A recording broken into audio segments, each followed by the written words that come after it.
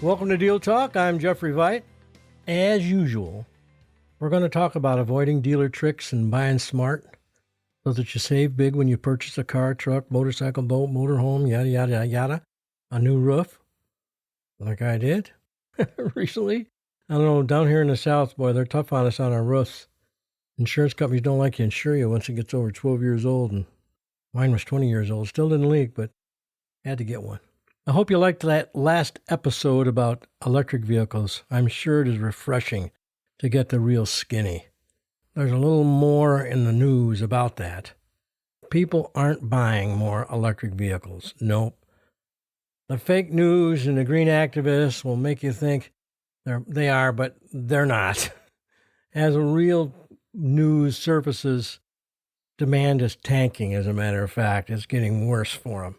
They're trying to scramble to find ways. Just like, it's funny how people will have a bad idea or a bad belief or a bad policy, and they'll just double down. They'll just stick with it even though it's bad, just so they don't have to show that they're wrong. It's crazy how that works, even though they know it is. Another one is electric vehicle fires are happening more and more, and they aren't just fires. They're super hot fires. I've talked about that before, and they don't need much oxygen to burn. But putting them out is a big hassle. They don't really depend on oxygen because it's the stuff inside the fuel cell that's actually doing the burning. So they burn hot, really hot, like 4,000 degrees, like 3 times the temperature of a gas fire, or close to 3 times. Look on Google, you'll see. Go on Google and put an alert. Go to Google Alerts, put an alert, put in there electric vehicle fires, and set the alert, and you'll get mail every day. 10 or 12 mails about it. Yeah, it's really gotten out of hand. Congress, of course, recently, a year ago, they allotted $7.5 billion to build electric vehicle charging stations as part of the Build Back Better plan months and months ago. How many do you think they've built so far? How many of those electric vehicle charging stations do you think they've built? Let me answer that question. 0. Nada. Zilch. Not any. They haven't built a single one. They just did that for effect. Fire for effect, right? Consumer Report, a protector of the people. I don't know who reads Consumer Report, but I never miss an issue. They're not perfect. It's not like they don't make some mistakes, but nothing that's really of any big cost to anybody. They claim that electric vehicles have 80% more problems than regular gas vehicles. That's 80%. That's a lot. And cost 30% more on average, which I think is low. They're being nice because it's really more than that. Electric vehicle for comparable vehicles, about $15,000. So if you're looking at a $40,000 one, they're saying it would only be $6,000 or $12,000 more. It's closer to $15,000 or $16,000 more. Consumer Report also said they're dangerous, which is kind of an understatement. People don't realize it. It's not like you can have a fire with any kind of car, but a gas fire, a car's on fire, they can put it out. Electric vehicles, they can't a lot of times. If you get an electric vehicle in your house and the battery catches on fire, you can kiss your house goodbye. I don't care who they hire, what trucks come. They're not putting that fire out. It's going to burn your house down and burn you up with it if you want. And just the fumes could be they can't even get close to it. That's why not most, but many fire companies are doing special training for it. They should all be doing it. It should be required. In fact, Tesla just announced on their electric vehicles a recall of Teslas, which is probably the best electric vehicle in the market. But because of a safety issue, too, they haven't said what it is yet, but they are recalling 2 million. 2 million vehicles. That's nearly their sales total. The left media sources aren't telling the truth in most cases. Consumer Report is a steadfast truth provider. There are so many issues with these vehicles, and finally Consumer Report, who's not really right or left, probably leans more left than they do right, but they're coming out with the truth. These things are dangerous. They cost a lot more money. They break down more often, and they're just not ready for humanity yet. They're just not.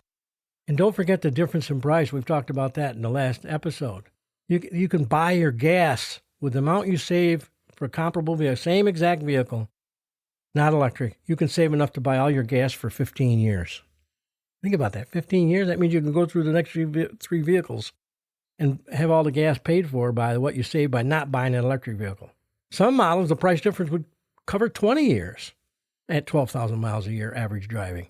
Now, electric drivers drive a little less per year because they're waiting for their vehicle to charge. So they may not average 12,000 miles a year because it's not always charged, and it has to stop sooner and all these things. But the average gas vehicle, up until electric vehicles, the average per year was 12,000 miles. I'm sure it's less with electric vehicles not because they don't want to drive more, it's because they can't. They're waiting. We're waiting. That's all. I was just fact-checked by, on a post that I put on Facebook. They fact-checked me and told me I had to take my post off. And it was about hydrogen vehicles. And it was accurate. It was exactly accurate through scientific information. That's all it was. It was an accurate story about them, and they wanted me to take it down because they felt it could be, they weren't, they didn't even say it's definitely inaccurate. They just said, we feel it could be misleading. It could be, the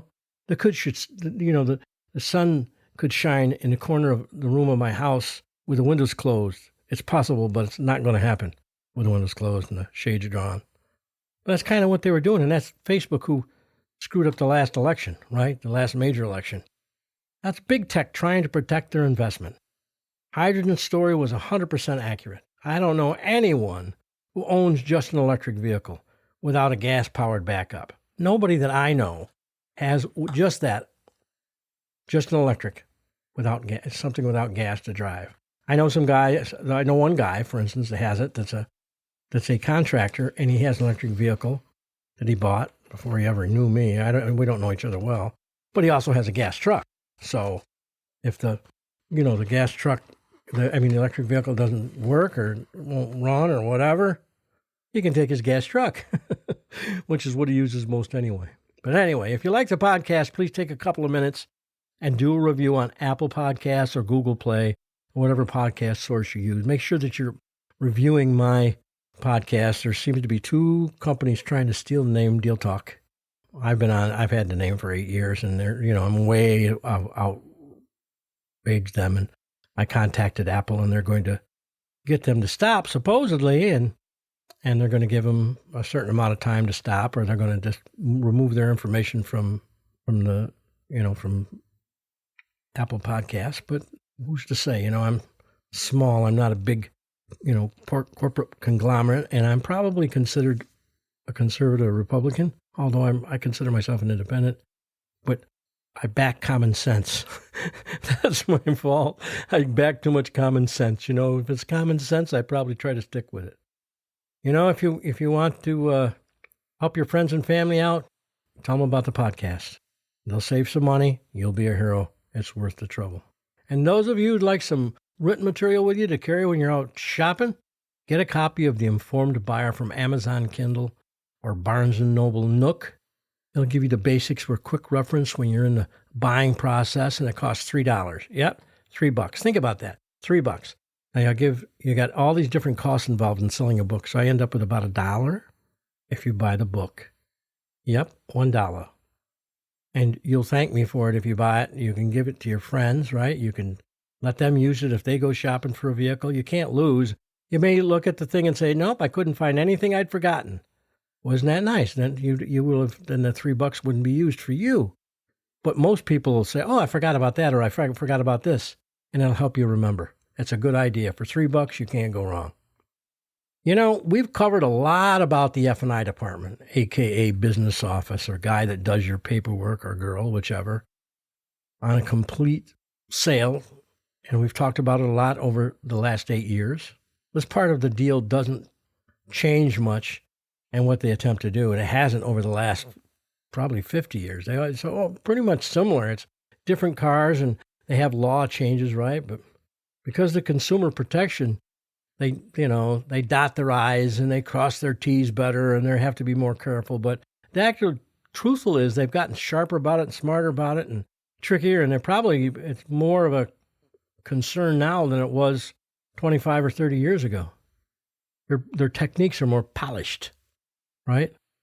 It's not like the old days when the department got its name because of loans and life insurance and accident health insurance. That's primarily what they did. They call it the finance office was called Accident and Life Insurance Office, or Insurance finance and insurance office, what they call it. So most dealers don't offer life insurance or accident health insurance on the loan. You have to go into the bank to get that because the legal obligations, if you sell it to one person, then you got to tell every customer that comes through about it, and they can say you didn't and then sue you. And so most dealers don't even offer it now. You can't even get a loan for them with accident health and life insurance on it. Now, you might be able to if you ask for it, but they're not going to offer it to you, and because they just don't want to go through the hassle. That's all. It's not because they're trying to hide it. They just don't want to go through that, and I can certainly understand it. Most of the time when you raise a stink, you're going to win. You're the consumer.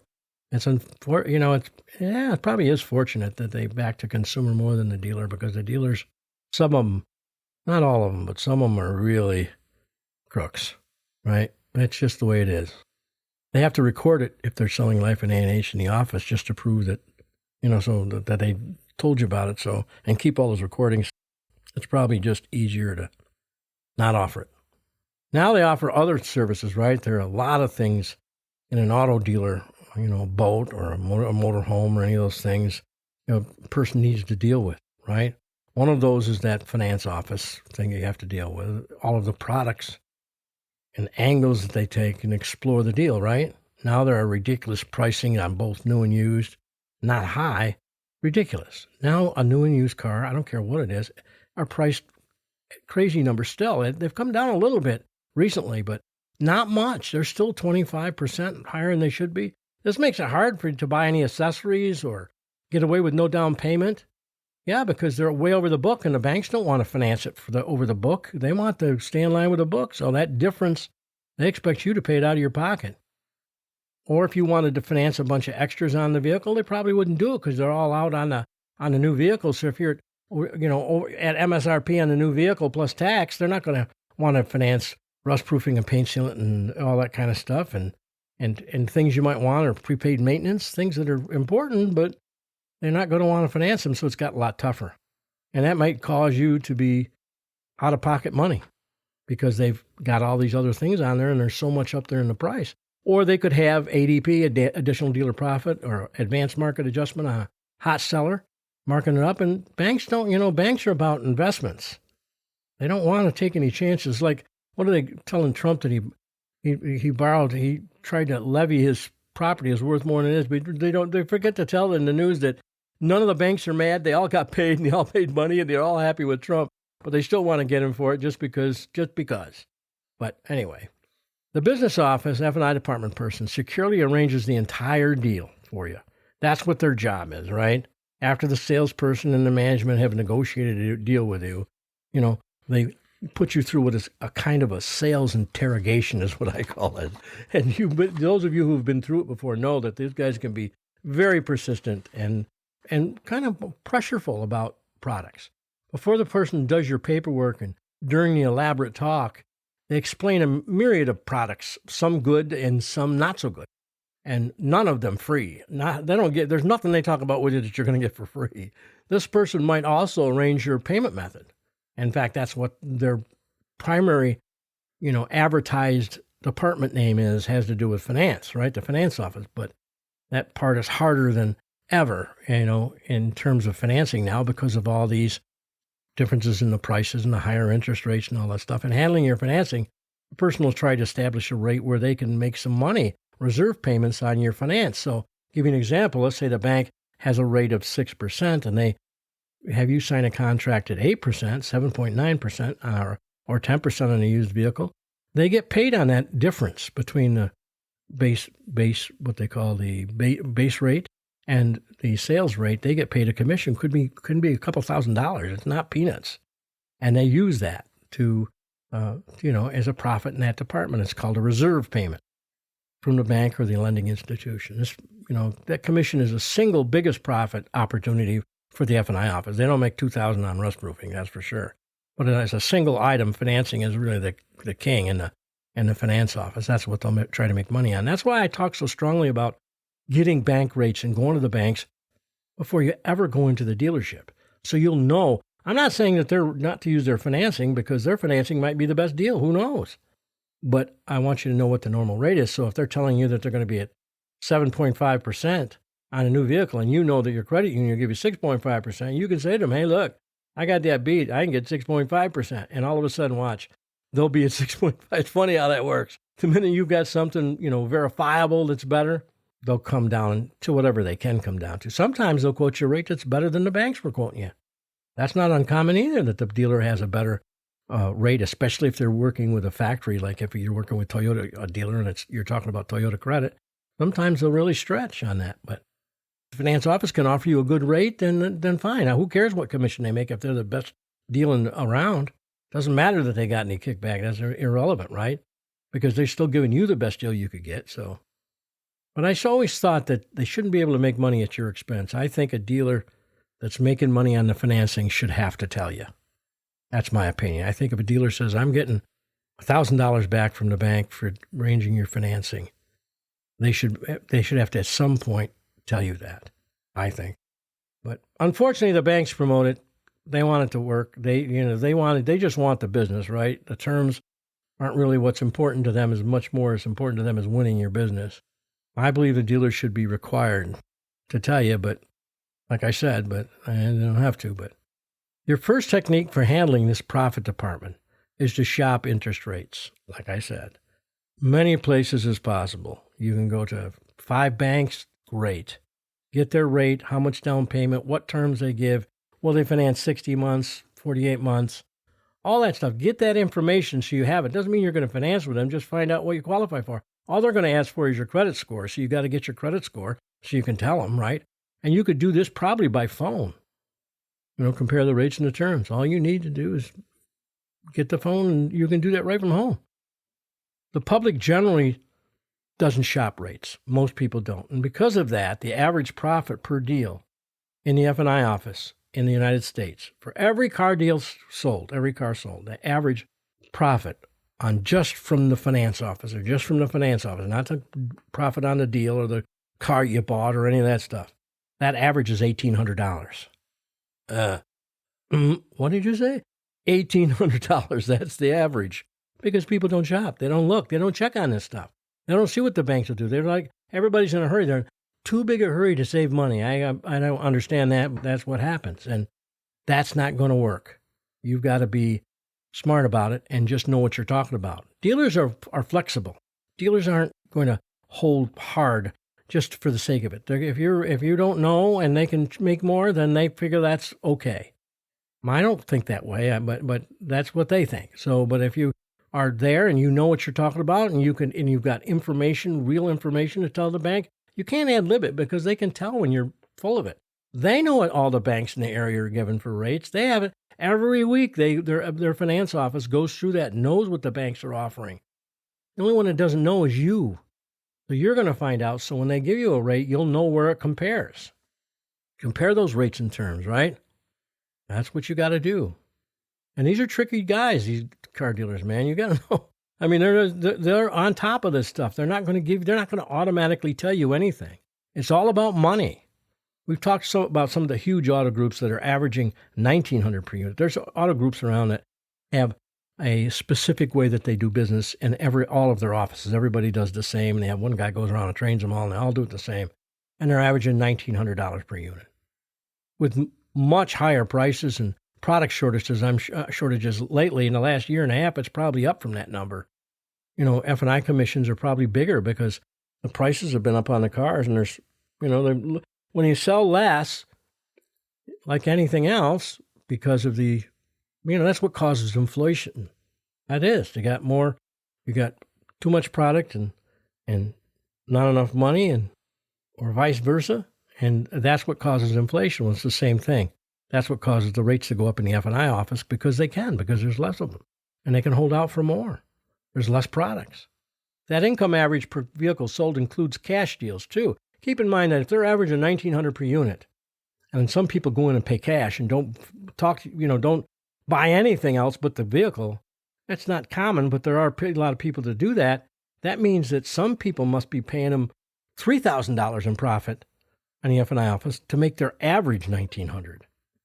So don't think for a second that they're going to be your best friend. It's like one-price stores. We always think that one-price stores You're going, yep, we'll tell the price right on the window, and you don't have to, there's no haggling or anything. Those guys make more money in the back end than the regular stores do because they get your trust and they get your confidence. And the next thing you know, they stole your trade, they got you a bigger interest rate, they sold you a bunch of products, and you think that you got treated better, and it turns out you didn't. It wouldn't be uncommon for a deal to produce $2,000 or more in a finance office just for the average customer. This is on top of the profit that they made on the vehicle, too. Keep in mind, they make some money on the car when you buy it, too, right? That's the average. That means that there's examples of both ends, below that, above it and below it. Another job of the F&I is to try to sell you other products, right? Enhance your purchase, like an extended warranty or paint protection, paint sealant, fabric guard, rust proofing, prepaid maintenance, low jack security, other security items like glass etch, tire hazard insurance, gap insurance, dent protection. There's tons of stuff. I'm just scratching the surface. I can't think of all the ones. There's a ton of them, right? And there's stuff usually on the label, things listed like mud flaps and stripes and moldings. Might be on the window, next to the window sticker on the car when you were buying it. Who knows what else they'll be selling? The industry is constantly coming up with ways to make money. So they may be selling, other products that I'm not even talking about here. They're going to have, somebody's going to come out with resale protection sometime. That's huge. That's like leasing. That's like what they do on a lease anyway. So I don't know why they don't offer that as a special rate. If I was a dealer, I'd be offering it because that's what they do in a lease anyway. But remember, there are almost 100 companies trying to get a foot in the automotive market at any one time. So there's all these products being offered. A lot of them don't make it, but a lot of them do. The technique to sell these items, generally, in most stores, they use what's called a menu. And a menu is a clump together a bunch of products. They'll clump together 3 or 4 groups of products to offer you in a kind of a multiple choice thing. One group is everything. They'll have everything they could sell you in one group, and the payment comes to this much. And then they got another one that's what a lot of times what happens when you're waiting after you purchase a car and you've made a deal. You'll think, what are we waiting for? The F&I manager. It's because he's doing a menu on your particular sale in a lot of cases. And so he has to get prepared. He has to know what you're paying for the car and what the bottom line was, and then he can come up with a menu, offer you these products. He'll have one group of the payment, and then he'll have something with almost everything but not quite, and then he'll have another group on the thing which is, some of everything, and then then they're going to have one that's just one item, 1 or 2 items on their menu. And of course, you already know the payment, or you should know the payment without anything, because that's what you made your deal based on in a lot of cases. Gradually, the payment amount goes up or the payment goes down, or a question of the approach. Sometimes they'll start with a higher price and move down, and sometimes they'll start with a lower price and move up when they're selling. But it's how they use it. They use a menu. The payment increase figure could be based on current deals criteria, or the F&I person could be extending the term. Give you an example. They might say to you, okay, we'll get the payments only $20 more with everything. And you might think, well, what's the bottom line? And he tells you the bottom line is this. It's only $1,500 or $2,000 more than the price, but it's only $20 a month. Well, he didn't tell you, if you didn't ask, that he extended the term on the whole loan 6 months. You think, wow, for a couple $1,000, I'm getting $20 a month. I'll take that. Well, you didn't realize that went a whole 6 months on the whole loan. Yeah, so they extend the terms. That's one of the big tricks that they'll do. Or like I said, they'll do things where they don't talk about the term, or they don't talk about the price, and they'll make it look like, or they've already packed the payment when you get into the F&I office. They already got it packed. So it looks like it changes the payment by $20. And the truth of the matter is, it would have changed it by a lot more than that had they not packed the payment, which we've talked about many times. Ask for the CPI, even in the F&I office. What's the complete payment information? If they're going to quote you with all the stuff, it's $20 more a month. Okay. How's that break down? How much are you financing? What is the interest rate you're using for that? How many months are you at? Are you still at the same term that we were at before? And is it requiring any down payment? You want to know all that stuff before you go on to the next one. That keeps any tricksters at bay. The only people that are approached with the total price being mentioned on a product is a cash buyer. If you're a cash buyer, they have to tell you what each item costs. And of course, in a dealership, it could come to quite a chunk of money. They've got 5 or 6 or 7 items in there. It could be, another $3,000, $4,000 if you do it on a cash basis. And that all plays into packed payments. It's important that you find out, make sure you're not packed payments way in the beginning. This happens when you make a deal based on a monthly payment, and the monthly payment isn't, you don't know what that means, where it comes from, or how many months it is, or what the interest rate is, or what the amount they're using. They don't quote the actual payment. They quote an amount $20, $30, $40 more than the actual payment would be in the payment range of $350 to $390. They'll say, sometimes they'll just give you a range, $350 to $390. Sometimes they'll quote you an exact payment, and that payment's been packed $40.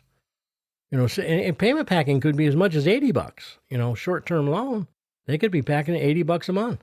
They're not going to just add money to the deal. That's not the point of it. The point is to make you think the payment's more, so when they start adding these products in the F&I office, what would normally cost you an extra $50 or $60 a month sounds like it's only costing you $20 a month because they told you the wrong payment to begin with. They do that so that the F&I manager has room. That's why they start with that in the deal out front. But they can't do that if you do CPI, because you can catch them in it. So that if you CPI the payment every time they quote you one, what's the complete payment information every single time? They can't pull any fast ones on you. And this trick is something that 80% of the dealerships in the U.S.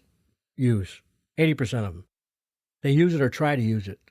And there's ways around it, which we've talked about. One is getting the CPI information, the complete payment information every time you get a payment.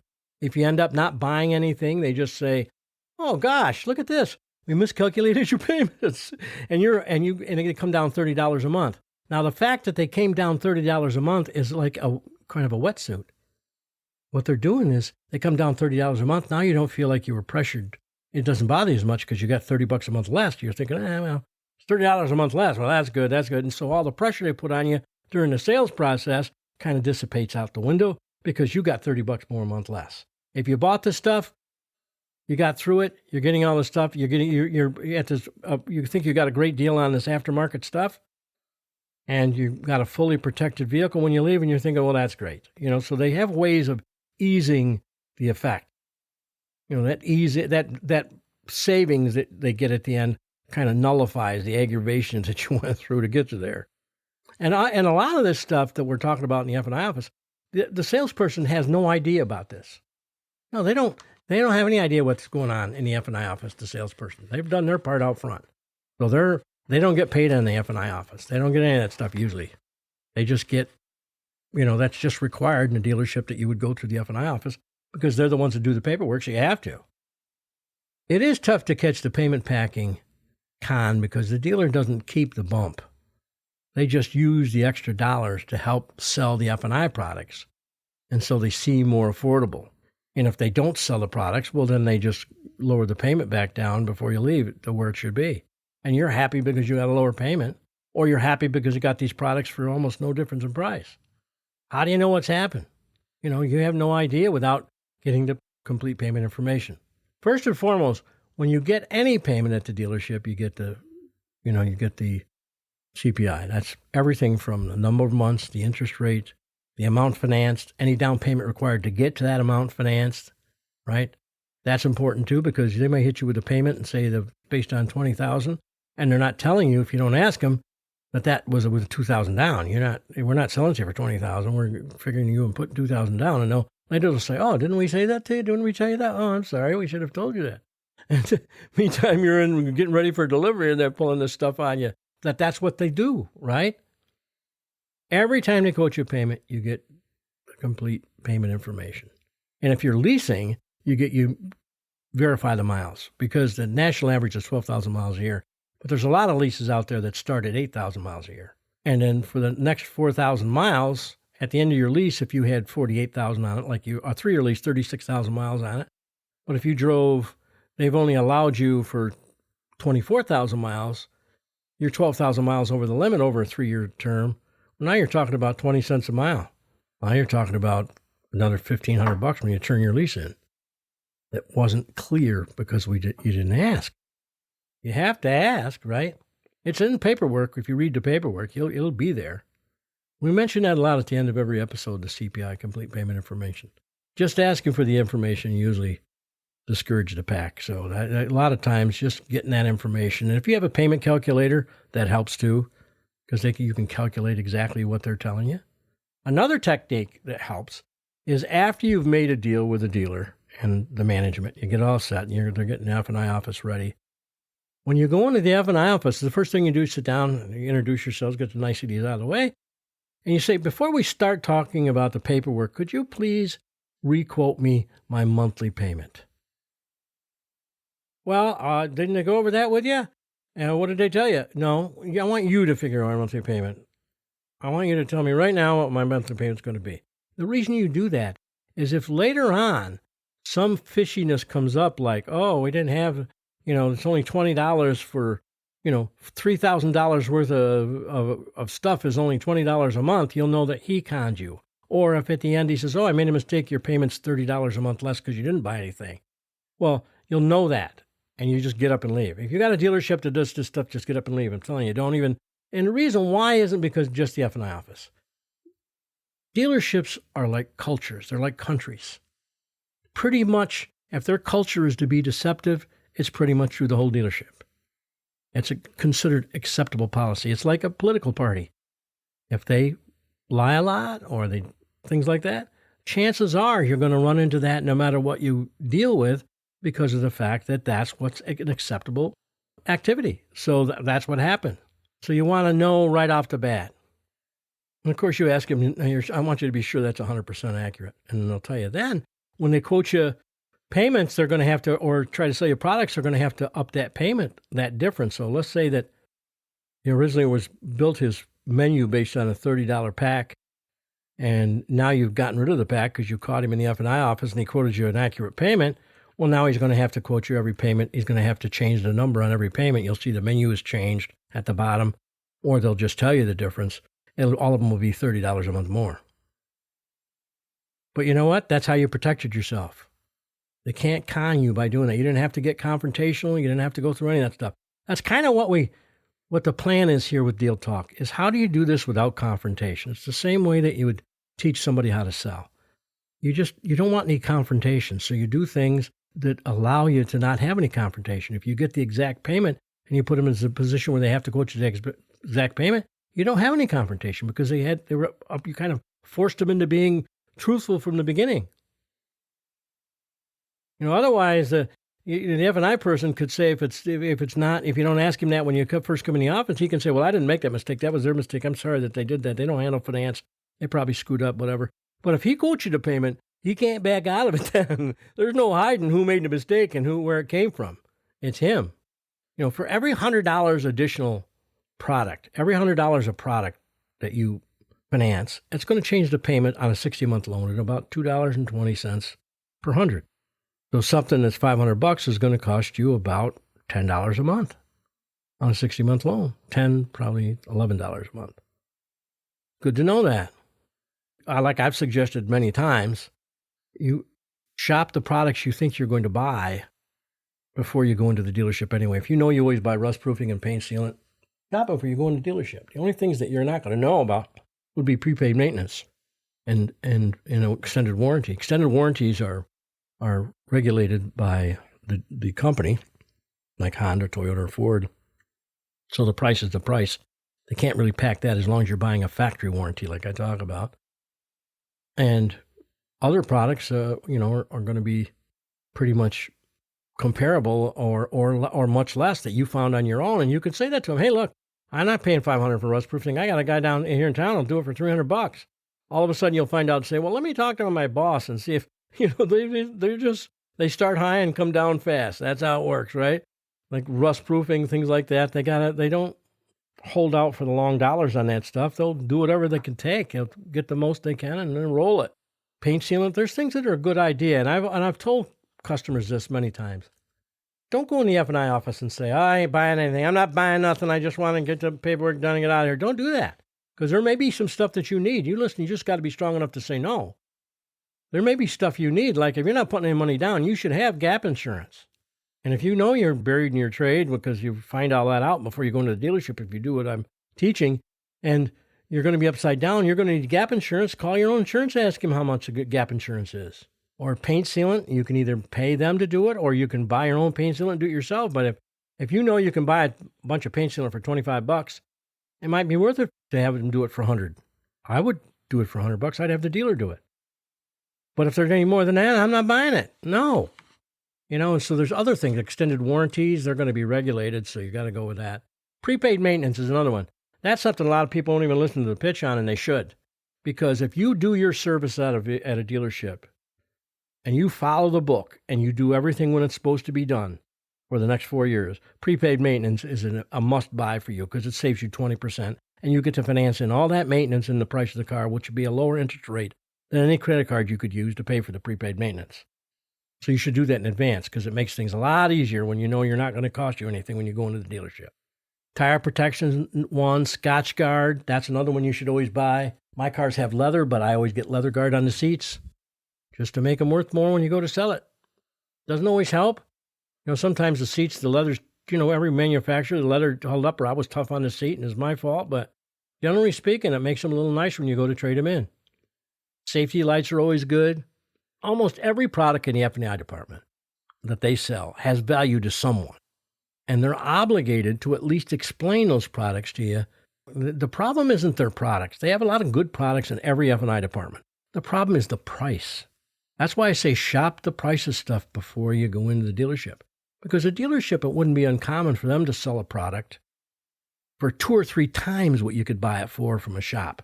Like, give you an example. Tinted glass. You want your glass tinted on the side windows and the back window, let's say. It's tinted deeper than the factory tint. Well, you might have a guy on the street that'll do it for $100, $120. Well, the dealership might sell it for $400 or $500. How do you know? They don't know. You don't know. They can always come down. They start high. It's tough to go up. You know what I mean? So they start high, and you can bring them down. But if you know and you've done your shopping and you know before you go in there, you can say, no, I'm not paying that kind of money. I got guys right here in town who do this for $120. I'm going to do it on my own. And the guy said, well, I can't go that low, but I'll do it for $175.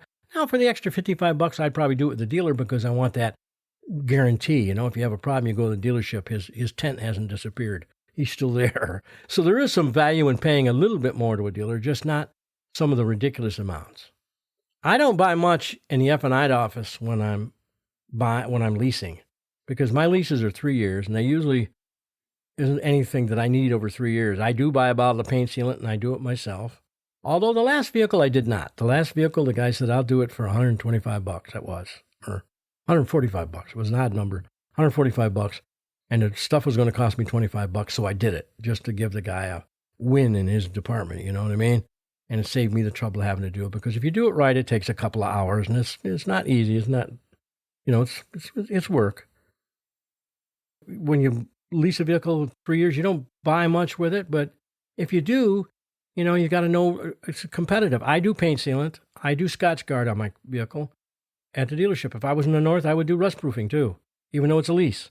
Because at the end, I always make money on them somehow. It's not as good now as it used to be. And by the way, the Attorney General, well, we'll go over that next week, what's going on with that, what my fight is, and talking with the Attorney General now. It's not we're not getting the kind of action out of the Attorney Generals, either federal or state, that you would hope. These guys are asleep at the wheel. Like most things, they're just, politics has gotten to the point where now it's a career, not a public service.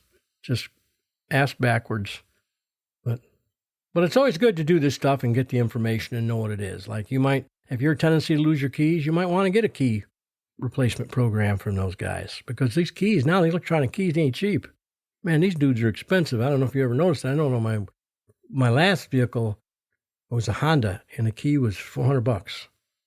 For a key, it was an electronic key, it was $400, right? But I found this place online where you could get one for $75. You got to shop, you got to know, If you're going to buy insurance to protect you against that happening, well, you want insurance that's if you can buy the keys for $75, you aren't going to pay $300 for insurance.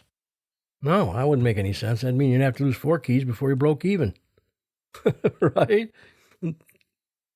But anyway, so there's a lot of things. Another thing they'll do in the F&I office, and not purposely, but if something does come up where your spot delivered at night and they don't get your loan approved, when you come back in because they have to change the interest rate, that gives them an opportunity to bump it enough where they make some more money. And you don't want that. So, and of course, you don't want to turn the vehicle back in because that's a pain because all your vehicle's all tore apart by now, your trade. And you got, go through all the paperwork again and all the struggle. So a lot of times I always suggest to people, don't do a spot delivery where you're not approved yet. If you're not approved, they'll have you sign what's called a bailment agreement. Look for that in your paperwork. If there's a bailment agreement, tell them I'll wait for the approval. I don't take one with a bailment agreement, even though I have really good credit. I don't do that. I don't want them to have any excuse. I don't want to hear anything. So I just wait until the bank is open. And if you go during the times that I suggest in the podcast, your bank is always open. That's another advantage of going at that time. The bank's open. There's no spot delivery, and if it's not, they got the approval. They don't need a bailment agreement.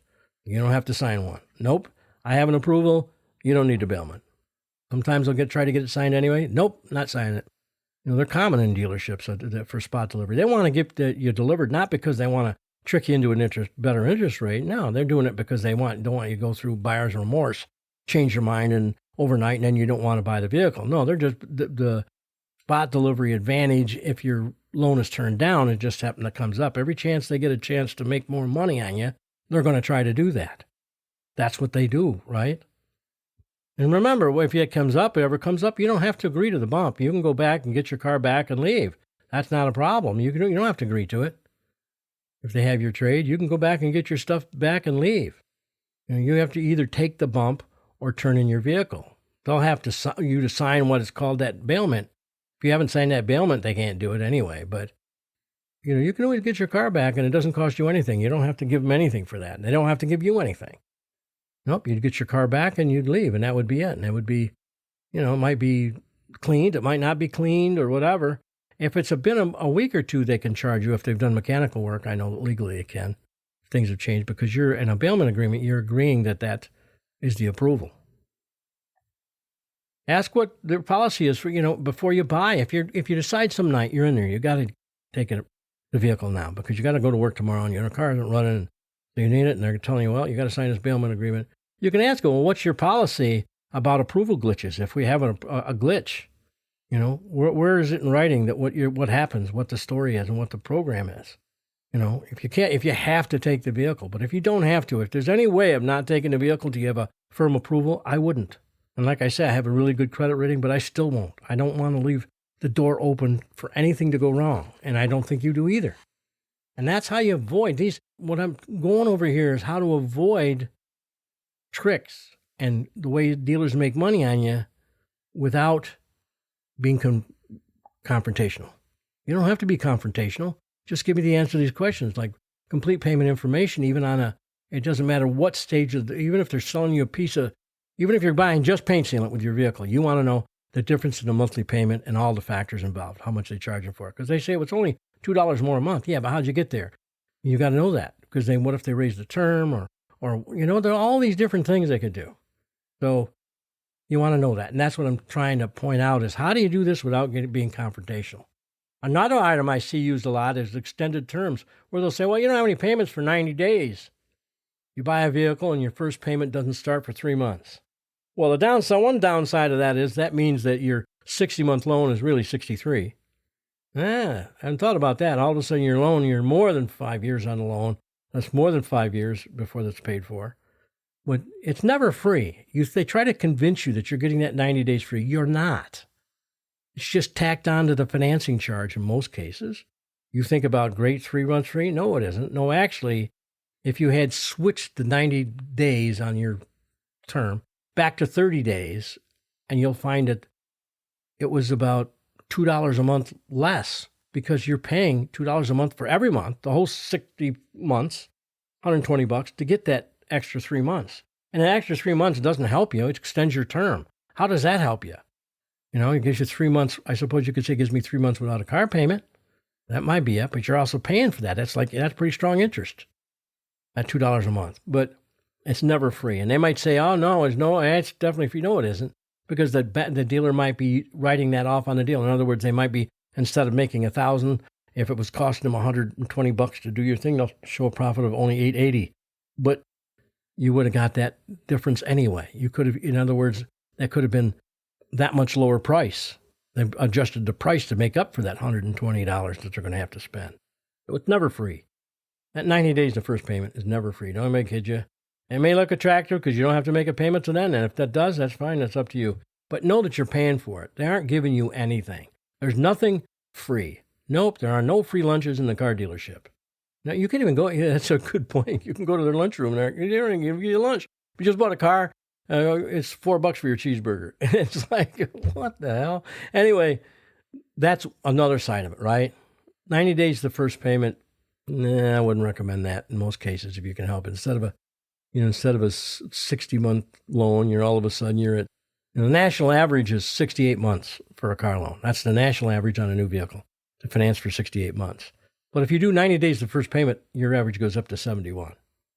And that's a long time to own a vehicle nowadays. Imagine electric vehicles aren't even designed to go much longer than 3 or 4 years. And then you got to spend $10,000, $12,000, $15,000 on a battery. That's just, I don't know why people would even think about getting them. They just don't think. They just plow ahead without thinking about it. That's one of the main causes for minus equity is how long people finance them. If you finance a vehicle longer, that means that the car depreciates faster than it's paid for. And that's how you become upside down. Now, there can be other reasons to contribute to it. If you owed more in your last trade than it was worth, that would contribute to the upside down. But if you want to keep the vehicle in line with what you owe, you got to stick to 60 months or less.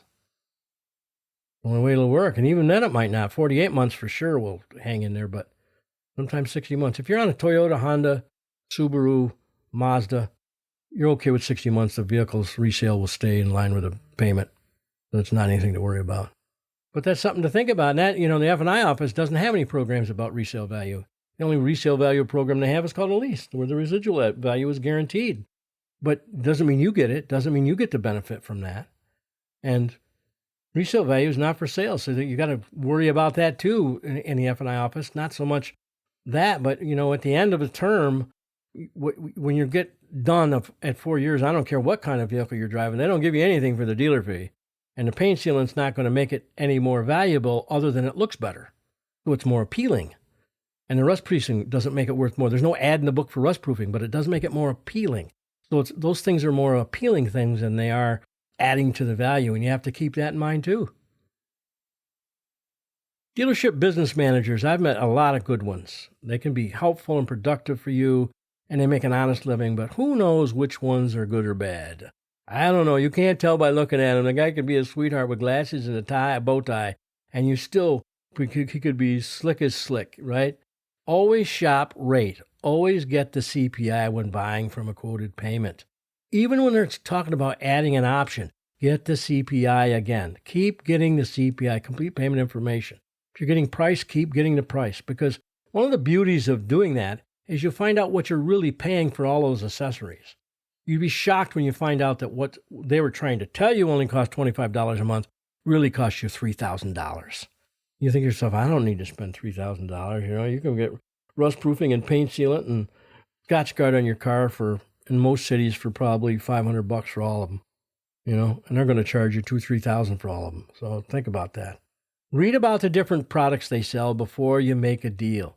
Before you even go in, think about the stuff that you could buy. Go online, say, aftermarket items for dealers, and they'll come up with a list. If there's something on here you like, shop it in town. See what it's going to cost you to buy it in town. Then when you go in, you're educated. There's no substitute for knowing what you're talking about.